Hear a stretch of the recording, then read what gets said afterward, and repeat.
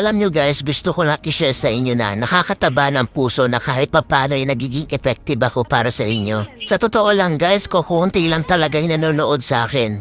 Yung magkaroon lang ako ng 200 views tsaka 10 hearts, masayang masaya na ako nun. Obvious naman na small TikToker lang ako. Hindi katulad ng ibang influencer dyan ng mga sikat kung makabenta ay sobrang dami.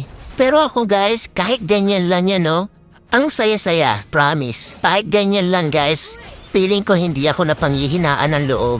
Kumbaga, tuloy-tuloy lang. Enjoy lang sa TikTok. Sana naman sa mga mahilig mag-check out dyan, sana lang ma-appreciate nyo din kami mga small TikToker na gumagawa ng mga original content. Hayaan nyo na yung mga influencer, mayayaman na yun. Yung tipong sila naka-iPhone 14. Yung mga video camera nila, gaganda. Tapos ako naka-Realme, ang labo pa.